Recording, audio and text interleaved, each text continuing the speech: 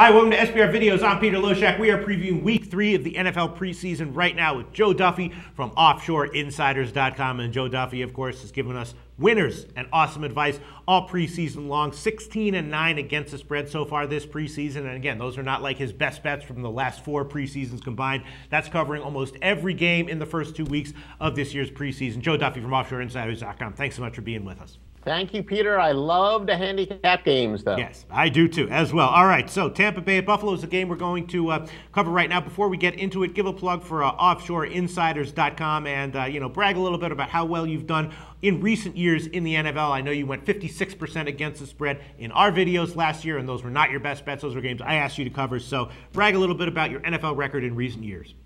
Now, I could brag a lot of it, but really, recent years, 26 years they've been public. This is my 27th year that I'm entering. I hope anyone who's been watching these videos, they'll see how much hard work I do and the information I have on games I'm not even in love with.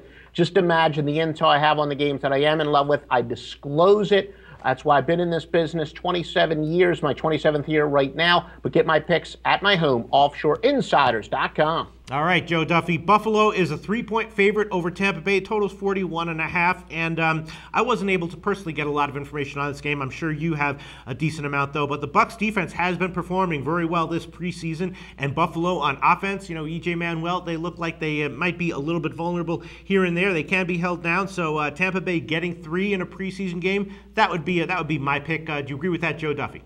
Well, I don't disagree with it. I actually think the better play here is going to be the total. But the truth is, as much as maybe any game this week, I think the line is going to jump around, not so much because of line moves, but because we're going to get late-breaking information. A lot of key players, their status is a little bit up in the air. Sammy Watkins, of course, the star wide receiver for Buffalo. He's supposed to be the superstar of the future. He is questionable with a bruised rib. Tampa Bay, their key offseason acquisition was Teron Werner.